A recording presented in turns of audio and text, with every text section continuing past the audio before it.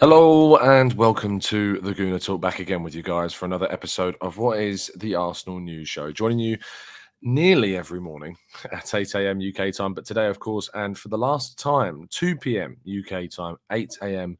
Chicago time. It is indeed the last morning that I'll be spending here over in the US, at least for the time being, because it has been an absolute joy, and I will be certainly making it a mission of mine to return again, maybe next year, maybe years to go by. We'll wait and see. We'll see what happens. But I am, without a doubt, making sure that it is certainly not the last time that I see some of the amazing people that I've met for the first time and enjoyed the company of over the course of this break. And it's the first time, of course, that I've been able to travel away on my own. And that has been a challenge, and it's certainly been something that I want to not necessarily do again, mainly because I think it'd be great to share this experience, obviously the person you're closest with, but it's been an amazing experience and one that I certainly want to repeat regarding this city and all the people involved in it as well. But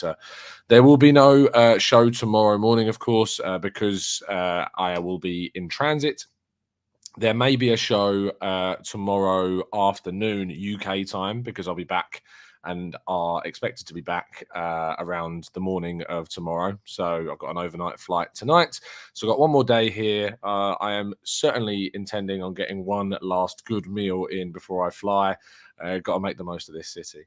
And then the 8 a.m. shows will return from Wednesday. So that will happen. And then I'm actually traveling up on Wednesday to Manchester to the Etihad for the game against Man City on Wednesday, fingers crossed as well. So lots going on, lots of great stuff. I'm going to talk a little bit more selfishly later, but I know that a lot of you are tuned in and want me to crack on. So good morning to those joining us in the chat box. Stevie, good morning to you, to Camera Up. Good morning to old Dave, to Johnny. Good morning to Emmanuel, to Rods. Good morning, George. Matt, pleasure to meet you as always, Matt. It was fantastic to do so. Amira, good morning to you. To Gunner Dude, Kasakie, good morning to Red Star, and good morning to Ginger Gooner. Again, absolute pleasure to meet you and yours as well.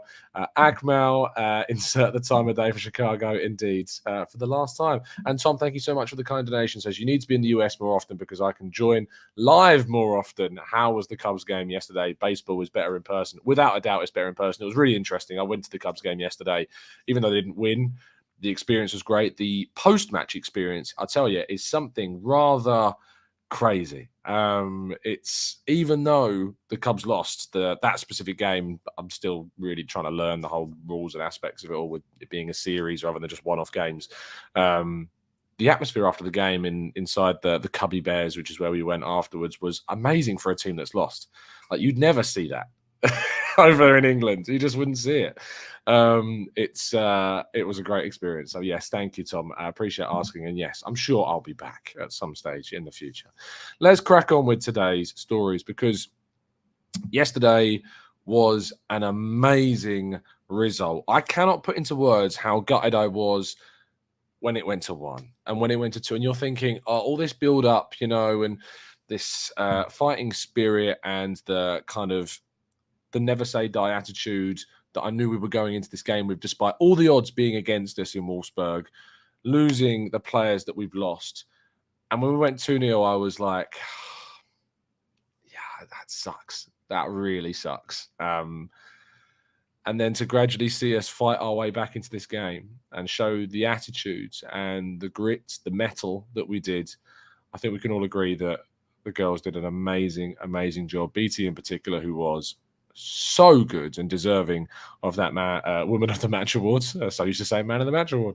But the Woman of the Match award was rightly deserved. And it's going to be a brilliant, brilliant game at the Emirates with, 45 plus thousand people have already bought tickets. If you've not got a ticket, go down there. I'm praying that I'm able to get down there for the game myself and we'll be able to get in and work the game.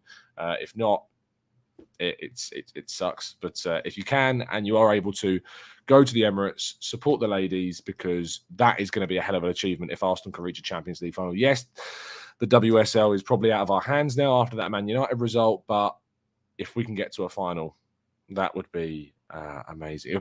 It would ultimately be really gutting because we would not have our best players available for what would be one of the biggest games in Arsenal women's history. But yeah, get yourself there. And as Chris says, it's only £12 to get to the UCL semi-final. So it's certainly not a big strain on your pocket if you can indeed go. Now, yesterday's Premier League results, of course, came in. And as the women's game was ongoing, and as we did our show yesterday morning, we gradually received some rather amusing news throughout the morning. It was 1, then it was 2, then it was 3, and then it was 4, and then it was 5 before the 22nd minute of the game. Newcastle ending up 6-1 winners against Tottenham to compound their woes, to make it seem that their interim manager could even get sacked, so that the interim manager could then be put in place, likely Ryan Mason. We'll see what happens in the next few days. And then after that, of course, West Ham with a huge win against Bournemouth, 4-0. Maybe that 2-2 draw is not so bad. I'm not going to try and claim that's the case because it's not. But, of course, West Ham do have to play Man City. If they can continue to pick up this vein of form, who knows? Maybe they can do us a big favour. Declan Rice scoring again. He's in a really good vein of form as well. Will only be going against Arsenal's hopes of getting him slightly cheaper in the summer, of course. But I think it going to show what he scored. The goal he scored against Ghent in particular, of course, in midweek was a indication of the technical ability that he possesses. And I think maybe surprised a few people as well. Now, into the single piece of transfer news to discuss, there is discussions surrounding Wilfried Zaha and, of course, his time coming to an end at Crystal Palace. The South London side have reportedly offered the winger a £200,000 per week contract to keep him at the club. But Arsenal and PSG are credited with having an interest in potentially trying to sign Zaha on a free in the summer. Would be a very interesting, would obviously fulfill that dream that Zaha has had for a long time. I don't know whether or not I'm really in favour of it. Maybe if it happened, I'd start trying to get myself into a mindset where I'm looking at that decision as the right way forwards. However, I still feel as though he's not necessarily the right-sided player that we need, nor is he the financial investment, despite it being a free transfer. It's not free because, of course, the wages, the signing on fees involved in these deals make it very expensive. But I think we need to look at more of a right-sided player. But I know a lot of people are big fans of Zaha, would like to see him at Arsenal, and that would be absolutely fantastic to do so. Now, moving on to more specific Arsenal team news, and unfortunately, Saliba is seemingly very unlikely to be available for Man City this Wednesday. In fact, I think the club have pretty much conceded to that fact not happening. David Ornstein reporting, though, that apparently Saliba could even be out for the rest of this season. It did seem to be that they would try and push him, see if he could get fit for that City game. It doesn't seem that's going to be the case. And because of that, they may not choose to risk this injury. They may choose to just allow it to heal fully, not risk him whatsoever, and allow him to go into the brand new season fully fit and ready to play. And that, of course, means that we're going to have to talk about who comes in for him. I put a tweet out this morning telling you what my team would be. I've caveated that with, of course, around the Xhaka availability. So I said if Xhaka is still unavailable, which, to be honest, I don't see any reason why he shouldn't be if he was only ill. But it depends, of course, how serious that illness is. When we talk about players being ill and missing games, they tend to just miss the one, even if it's a midweek game. So you'd hope that Xhaka would be available. If Xhaka isn't available for this game, however, my team would be as follows. Ramsdale, White, Holding, Gabriel, Zinchenko, Jorginho, Partey, Ødegaard, Saka, Jesus, Martinelli. I've put my opinions out there on the Holding situation. I don't buy into we need to move him out. I don't buy into the playing Partey at right back, move White to centre back. I don't buy into this at all. It's my opinion. I'm sure we can talk about it in part 2 a little bit more if you guys are not as keen as me. And I can't say I'm particularly keen about it. I just think it's the right choice. That's what I would go for, and I think that's the right way forwards. And I just think the gymnastics that go into trying to find a way around not playing Holding are far too chaotic to consider doing anything other than playing the natural player in that position. And those that want to see Trossard, I don't see who you remove from the team to play Trossard. I just don't see how he gets in the team. He'll have a role to play later on in the game, but in this specific fixture, I don't see who you drop to bring Trossard in, because that front three has to play. Jesus has scored 4 in his last 4 games. Saka is back on form. Martinelli is our top scorer. I don't see who you drop. But we'll probably do a preview show tomorrow. And some semi-sad piece of news, of course. It's never nice to see some players leave. And for those that have been long-time listeners of the channel know that we have our affection towards Ainsley Maitland-Niles, a.k.a. Mainsley. And it seems as though his time at Arsenal is coming to an end. Arsenal do have an option to extend his contract by a further year. Hence why you saw that happen with, we've seen it happen, of course, with Saliba's extension, but that's in a slightly different scenario. We saw it with Mohamed El Neni recently as well. But Arsenal are said to not be taking up the option to extend Ainsley Maitland-Niles' contract. He will leave on a free in the summer. Some people might suggest that we should have activated the extension, then tried to sell him, but I don't necessarily see who or how we're going to be able to do that. I think it's going to create and draw on resources trying to sell Mainsley instead of just allowing him to leave on that free when his contract expires. If he goes to another Premier League club, I think there are actually, ironically, some laws in place in football where you get compensation. So we'll see what happens. But I don't think Mainsley is the way forward for Arsenal. I think we've known for some time that his future at the club is certainly coming to an end, and that indeed will seem to be happening this summer. So there you go. Now, I do want to, before I go to part 2, again, just to talk briefly about a couple of things.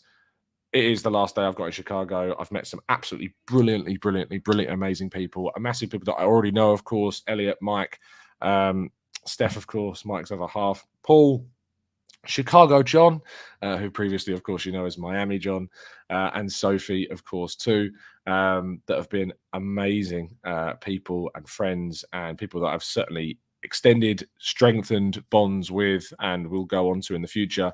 But the people of Chicago, Dilly, Jim, who you can see in this photo taking the mick out of the fact that we British, when we have a cocktail, like to stick our little pinky up in the air. And of course, everybody else involved with the Chicago Gooners, be that Ellie, be that Scott, be that so many others, too many to name. And if I start going through loads of names, people will get frustrated that I've forgotten them. I don't want to get into that position. But yeah, it's been such an amazing journey, such an amazing trip. And it was great to see so many of the members as well, people that I've podcasted with, like Jared. And yeah, what more can I keep on saying? But it's been brilliant. And people have been so generous. As I said yesterday, Matt's with the Cincinnati Gooners cap, Craig with the Fort Lauderdale wristband as well. And this morning I received a package from Morgie, who's one of our listeners, who sent, as you can see, as I'm wearing, if you remember, I mentioned on a show a little while ago that it was a plan of mine to try and get the shirts of the club from the era of when I was born in '94. And Morgie very, very, very generously sent me this, and also sent a very kind note as well, which I really, really appreciate too. So Morgie, thank you ever so much. That is such a generous thing to send my way, and it means a hell of a lot and makes it all that more special, I think, as well. So a massive thank you. Craig says, TC, show everyone the Malore video. 2-1 Arsenal on Wednesday. You heard it here first. Hell of a time this weekend. If you want to see the Malore video, you just need to go over to my Twitter. It's been tweeted or retweeted. I know Mike tweeted it, but I'm pretty sure I retweeted it. So you can see that there if you need to. But yeah, it's been fantastic. And thanks to everybody that's shown the kind support. And, you know, without all of you guys listening, this would not be possible. I wouldn't be here. I wouldn't be meeting the people I'm meeting. I wouldn't be doing the podcast I'm doing. So thank you, as always, to everybody that makes this possible, makes this stuff happen, because it is, without a doubt, an amazing experience, and it has been so to meet so many of you.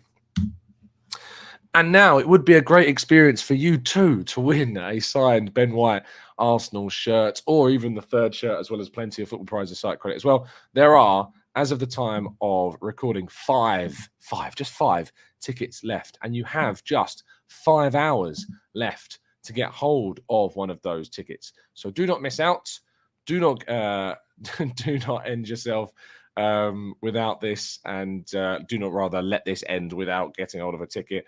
And yeah, please do get involved. Best of luck to those that have, and hopefully you can get your hands on an amazing piece of Arsenal wear.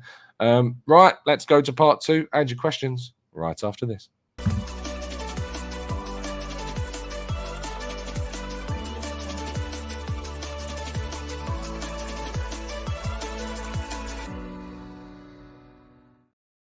Of course, you can also get hold of our TGT merch, including now in the store the TGT USA cap. All of those are available there. We do global shipping, so those that are based in the US and abroad, you should be able to get your hands on these, whether you're in Australia, whether you're in America, in Europe, and you want to buy one, of course, just in the UK, you can get them with the proceeds, the profits of this going to help a local embroidery company here in north of London, and a Cancer Macmillan support, as well as the Arsenal Foundation. And we'll be donating this month's Arsenal Foundation. The amount we raise for the Arsenal Foundation will be going into Elliot and Arsenal Vision and Arsblogs fundraiser, and of course I'll be matching whatever we raise for the foundation up to £500 as well. So make sure you get hold of them, and you're basically double you're not only investing in a great piece of headwear, but you're also doubling your contribution towards the Arsenal Foundation this month as well. Okay. Let's go into the chat box then and tackle some of these questions. Chris says, which Malor video? There were a couple. Yes, there was. There was one when I got here. There was one on the dance floor of the karaoke night, of which I did not take part in karaoke. I'm not that confident. Yes, I can stand by a microphone, but no, you're not going to get me up onto a karaoke stage. And there was one after the podcast as well. As I said during the podcast, somehow I'd managed to do a shot of Malor 3 times, even though the first time I did it, I said I'd never, ever do it again. So it's just what Chicago does to you, I think, unfortunately. MIL Reaction says, Rule Waters could have played right back in the Southampton game. Do you think that would have been a bad idea for Arteta to give him the chance and see if he could handle the pressure at that level? Yes, I do. I do think it would have been a bad idea. I don't think you should throw a kid with no senior experience in such an important game. If we're all being very, very honest, we all know the reason why we didn't win against Southampton. If Ramsdale doesn't make that mistake, I don't think we drop points. I think we go on to probably win comfortably, but we gave them something to hold on to. With that mistake, with that early goal, with that moment, with the way the game was then changed, the way in which they could just hit us on the counter in the way that they could, and they did, the game was changed. And I think we go on to win that game if Ramsdale doesn't make that mistake. And I'm not going to scapegoat Ramsdale across, for costing us the season or whatever, because there's been mistakes by loads of players this season, be it Saka's missed penalty, be it Tomiyasu against City, be it Gabriel also against City, and other games as well. We've made mistakes, and players have made mistakes this season. So it's just a matter of fact. If Ramsdale, I think, doesn't make that mistake, we probably go on to win that game. So no, I don't think Raw Waters coming in changes things for me, and I don't think I'd risk it. I think it does change things. I think it makes us less solid at the back. Adam says, morning, Tom. Just thought I'd say where the bottle word, of course, we talked about in yesterday's show. It is from Cockney rhyming slang, a bottle and glass. So I hope this helps. Okay, I appreciate that, Adam. Always like learning a little bit about a lexicography of words and where they come from. And Brendan has also said as well, Tom, on the bottle it term, according to The Guardian, apparently from Cockney rhyming slang, bottle it means arse, and to lose your bottle would be to be so scared as you were to lose control of your own bowels. So there you go. I think that's probably a little bit extreme then, I'd say, if that's where bottling it comes from in the literal sense of Arsenal. I don't think any of the players have done a Gary Lineker, let's say. But theoretically speaking, bottling it, dropping points against West Ham and Southampton does come pretty darn close. Let's go to Camera Up. Says, does Thomas Partey have the record of not losing a game that he's played in this season? And also, Jesus scoring a goal. Love to see a Jesus goal at the Etihad, if so. Premier League game. Trying to think of a Premier League game that Thomas Partey has played in that we've lost. I'm pretty sure Everton he played. Did he not play against Everton? I think he came off and Jorginho came on in that game. So I think, Everton he has started in. Maybe the games that he's completed, we have not lost. But certainly the Everton game, I think, is one that we lost with him starting in this season. Odradek says, Tom, do you think we should play defensive against City or play like we have nothing to lose? I think we should play like we started the game against Liverpool at Anfield. That's how we're going to win this game, is that we need to play like we know that we can play. And I think what we need to do ultimately is try and rip City apart and get a goal, get a couple of goals if we can. And then we just need to not do what we've done in some of the games. It sounds so simple, I know. It should be easy. But we know what we're capable of. Don't change it. Don't sit back. Don't defend. I know we're going to have to do it at times because City are going to be on the ball. We're going to have to defend. But we have to do what we know that we can do. I think that this game it's a very interesting situation now for Arsenal. And very similar, ironically, to 89. City know that they're the ones that now need to avoid defeat. Whereas before, we were the team that thought if we avoid defeat at City, we're in a great position after, hopefully beating West Ham and Southampton. We've not done that. And that's put us into a position where City know that they can actually avoid defeat and be in the better position in the table. I don't know if that's going to have any impact like it did in the game at Anfield in 89. But Arsenal now know they need to go for the win. And that, I'm hoping, will be something that psychologically has a better impact on us than maybe we were anticipating. But I've been asked a few times, people have DM'd me, what do I think? Are we going to beat City? I was asked this weekend, do we think we're going to beat City? We can beat City. I don't know if we will, but we can. We can beat City without a shadow of a doubt.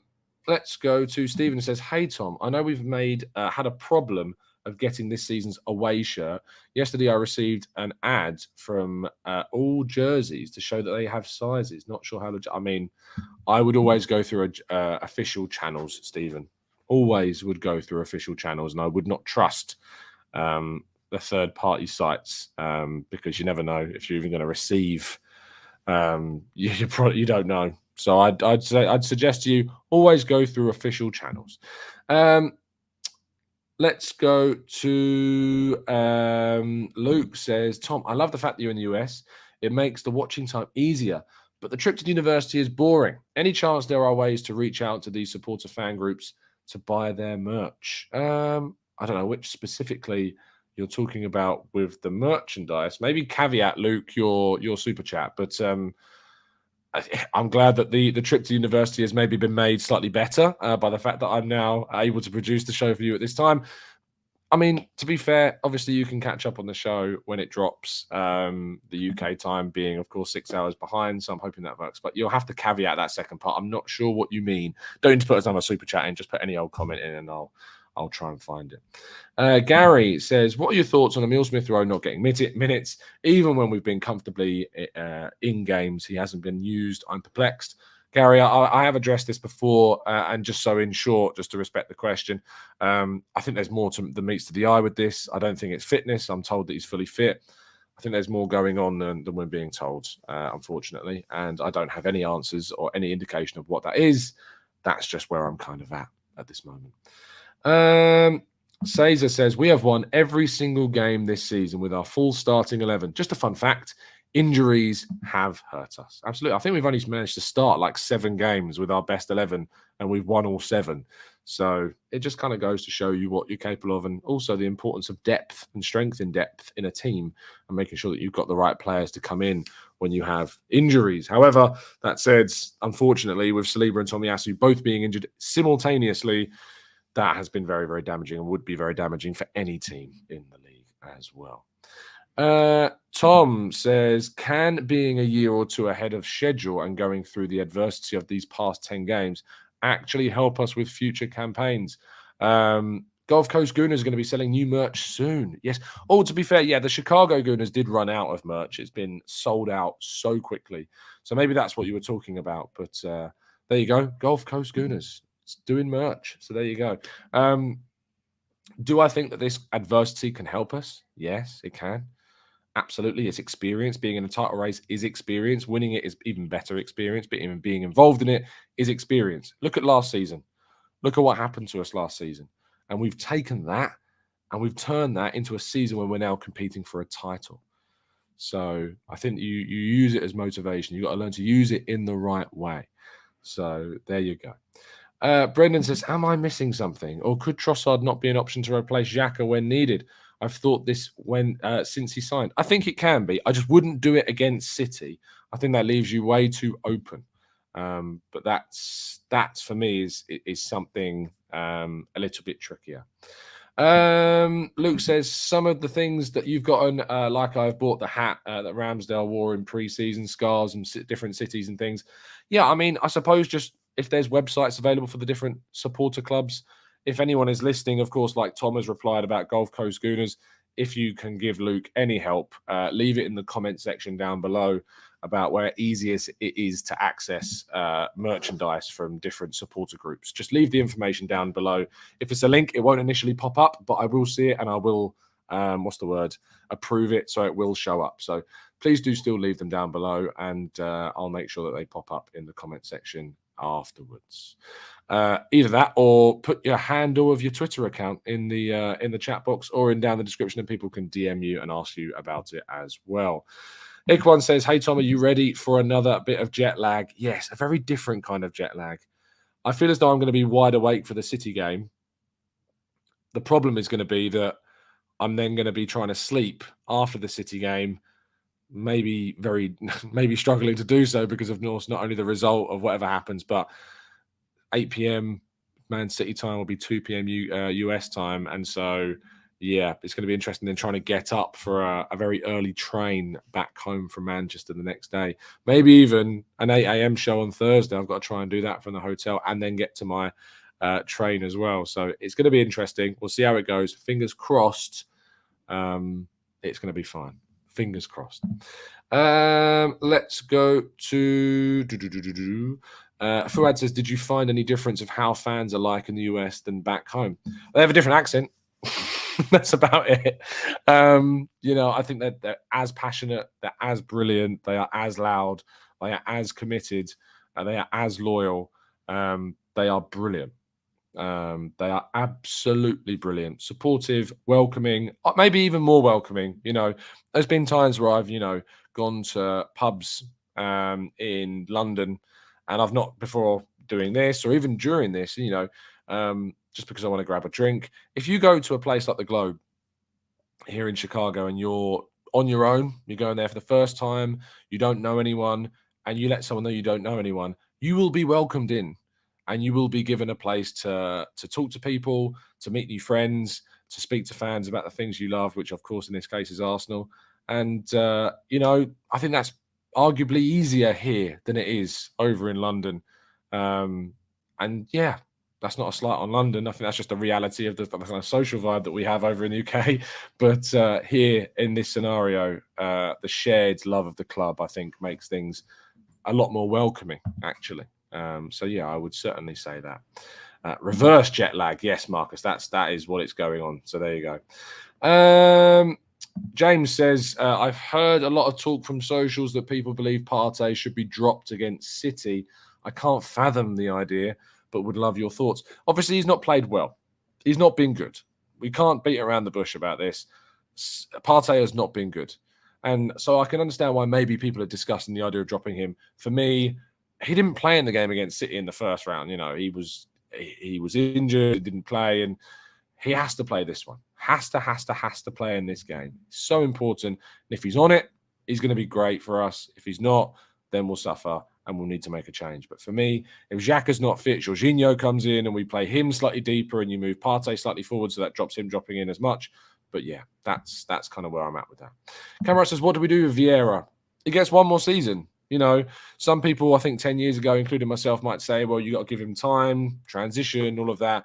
For me, Arsenal, fighting for a title, trying to establish themselves at the top, you get 2 seasons max. Max.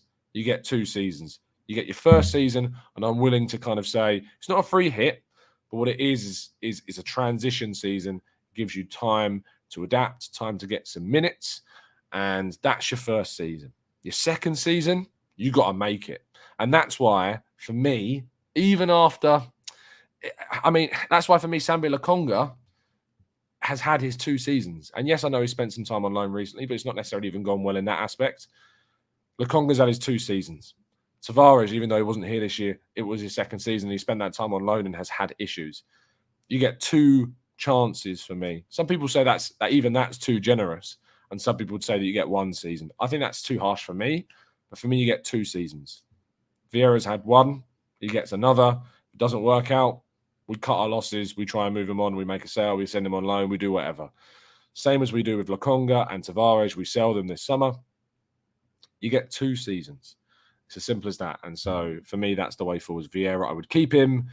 and see how he does. But that doesn't mean we don't sign anybody, by the way. If we sign someone, that's just another challenge that he's got to overcome. And if he doesn't, then we need to move him on.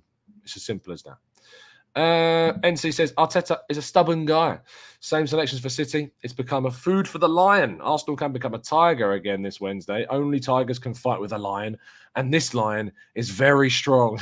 I love the analogy. Arteta is stubborn, but he's got to where he is, and he's got Arsenal to where he is being stubborn. Can he be more malleable? Should he be more malleable? Arguably, yes. He should be a little bit more flexible in what he should and can do.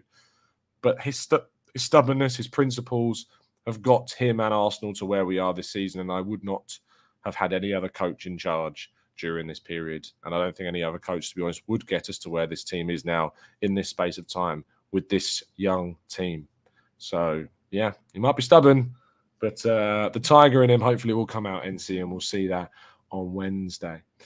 Marcus says, if Saliba has a long-term back injury, saw somewhere online, that was David Ornstein, how does this impact who we buy in the summer? Well, I think that a right-sided centre-back should be on the agenda anyway, Marcus, to be honest. We've got our two left-footed centre-backs. You think about that. We've got Kivior and Gabriel, and Tomiyasu, I think, can occupy any of the back four roles and provide good depth to any of those positions. So he's a really good asset that we, of course, are missing right now. But a right-sided centre-back should be targeted. You know, we need to upgrade upon holding. In the last 2 summers, we've brought in Ben White, we've integrated William Saliba into the side, and we brought Tomiyasu into the fold as well. That's 3 players that have been brought in. So those saying that we should have got rid of holding ages ago, or we should have upgraded on holding ages ago, we have. In the last 2 years, we brought in 3 players that can play in his position, hence why he's now 4th choice. And unfortunately, hence why 2 of those injuries have led us into the position that we are. We also need a right back because, you know, the fact that White is playing right back and can't cover because Tomiyasu is out, we need something different at right back. We need to bring a right back in. And so in the summer, we're looking for me. And I didn't think it was going to be just 2. I thought it was originally just, you know, bring in a couple of players, strengthen this. But actually, in reality, we need more. We need to reinforce the forward line, either with Balogun coming back or adding someone else in or a wide player so Jesus can... if you bring in a forward, Jesus, I think, can help cover Saka. If not, I think you bring in a wide forward to help compete with Saka. I think we need 2 central midfielders to help with the Partey, Xhaka process of, you know, gradually replacing them in the future. And I think we need a right-sided centre-back. And I think that we need a right-back. And I think ultimately if Tierney and Tavares move on, then you need to start thinking about left-back or giving someone like Nino Souza a chance. So there is lots. And in the summer, that's the time to use Raul Waters. In the summer, that's the time to see if someone like him can be ready. It's not during the run-in of one of the most important seasons ever. That's not when you use Raul Waters. You use Raul Waters in the summer, or you send him on loan for a season and then see how it's going. Brooke Norton-Cuffy, I don't think is going to be that guy. He's had a good season, a decent season at Rotherham and Coventry, but I think he needs to be proving himself at the Premier League level, and he's not proved himself yet, for me, enough, even at the Championship level, to be earning a chance in this Arsenal squad. And I think a loan to a Premier League team is what is next. So that's where my head's at with all of this. Jamie says, have you heard the rap song from a masked Premier League footballer? If so, do you think it could be an Arsenal player? I'm thinking Nelson or Nketiah, as he mentions he's 23 years old. I don't know. He does sound, I mean, I might be wrong. I'm terrible with accents, but I think he's got a London accent. So I think that you know, you might be right. We'll probably be way off. You know, I know a lot of people that sound very similar to each other. So just because we think it sounds like one person doesn't mean it is them. I think that it's a great thing. You know, I think it's wonderful. You know, follow your passion. You don't have to show your identity. You know, there's people like, I know some DJs, for instance, now you do know who they are, like Dead Mouse, Marshmallow, you know, people like that obviously wear their masks on stage because it's not only a great kind of prop, but also it's a way of kind of helping you face thousands of people in a way that you're comfortable with. Why not express your talent, express your passion in a way where you don't have to show your identity? I think it's amazing. Fair play to whoever the player is, and best of luck to them. Nicholas says, would you prefer Caicedo for 70 million or Lavia for 45? Caicedo, because he's the better player. So I'd go for Caicedo. Money to me is secondary at this point. You know, Arsenal are a team that are at the top and they need to buy players that keep them at the top.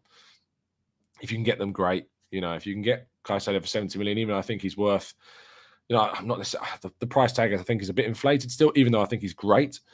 But if you pay it, get him in. I'm happy. Very, very happy indeed. Obi says, do you think Ben White moving into defence is a good idea for Wednesday? I don't know who you're moving him in for. I don't know who's coming in right back. I don't think Partey should play there. I don't think Rule Waters should play there. I don't think Tierney should play there over Ben White. And I think Holding should come in. Should stay in. That's what I would do. There's a desperation to move Holding out, and I understand why people's desperation to move him out. He's not as good as Saliba.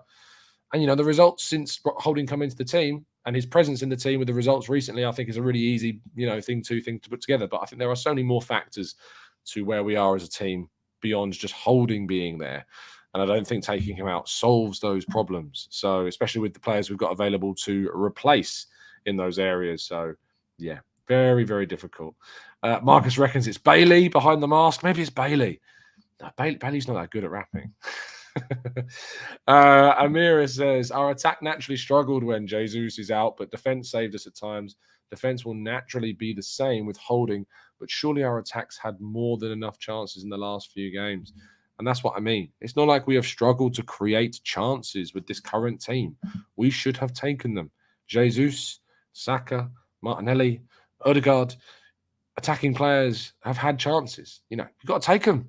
You've got to take them without a shadow of a doubt. Prediction for the City lineup. Really hard question there, Akmal. I think we're going to be seeing Edison, Stones, Akanji, Diaz, Laporte. I think that you'll see... I'm tempted to say Walker just to keep up with Martinelli, but I'm not sure. I think Laporte may go left back if Ake is out. I know that there's Sergio Gomez, but I think he likes the idea of using that kind of centre-backy type left back. Ake is that style of player. And I think maybe Laporte goes in if Ake is not fit. Rodri, of course, in midfield alongside Kevin De Bruyne and Gundogan. And then a front three of, I think now Mahrez, after his form, Haaland and Grealish. I think that's what we might see. I could be wrong. It's really hard to predict what Guardiola will do, but I think that's what we might see. James says, what are your plans for the final day? Also, it was a pleasure, was all mine. Loved that you exchanged banter with my wife always. You've got to be welcoming and stuff. Not that you have to be. I want to be. It's great. I love meeting new people and chatting and trying to crack a joke or two. It's I'd be the worst stand-up comedian in the world, but I love making people laugh. The wife says I try too hard sometimes. I just enjoy doing it. Some people hate the fact that I laugh at myself. I think being able to laugh at yourself is a great thing. But yeah, no, James, pleasure, mate. Great to meet you. In terms of plans for the final day, I hope to be there. I hope to get accreditation for it. I think it's going to be very difficult. It might be a null and void game. It might not mean anything. For me, my biggest thing is hopefully getting to the Nottingham Forest game. I lived there for 3 years. I've got some great friends living in Nottingham. I really hope I can go to that game. I'll be covering the Chelsea game. I'm sure I'm going to be covering that one at least. But I'd love to be able to go to Forest. Newcastle, I've been to Newcastle. I went there on my stag do. A great city, a scary city from a footballing perspective for us to go to. But yeah, it'd be great to return to Newcastle and see the city and try and get a result there. But my eyes now, James, are very much focused on this game on Wednesday and hoping that we can get the result that we absolutely need to try and get. I'm going to end things off there. I've got to go do some packing. I've still got to get breakfast somewhere as well. I've got one more nice meal before I head off to the airport tonight. And yeah, I'm looking around like there's clothes and stuff everywhere, and things that need to be packed away and items that need to be charged for the flight. And yeah, that's it's going to be a long flight. I'm not good with flights overnight. I know I pick them because I try and use them to sleep. I never sleep. If anyone's got any tips, leave them in the comment section down below. But I need to try and get some sleep, and then I'll be with you probably tomorrow. I'll probably do a show when I'm home in the afternoon, maybe before the missus gets home from work. Because I feel like if I get home and podcast while she's there, she may kill me.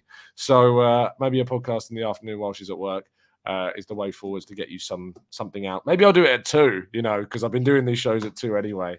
And then of course we'll return to the usual 8 a.m. on Wednesday. So 8 a.m. shows going forwards would of course be on Wednesday, other than tomorrow where there won't be a morning show. Unless I continue to do it at 2 if I get back in time. We'll see. But thank you to everybody for listening. Thank you to everybody that's been involved in this amazing experience. It means the absolute world. And yeah, thank you. I know I've said that a lot, but I mean it. So that's why I say it. But have a fantastic day. Enjoy yourselves, whatever you're doing. Take your mind off football for a bit and go and enjoy what hopefully is a nice day wherever you are. It's looking quite good here, to be fair, which is nice. A return to form after yesterday's 9 degrees Celsius Cubs game. Very cold indeed. So yeah, have a great day. See you soon. Drop a like, subscribe if you're new. And as always, up the Arsenal.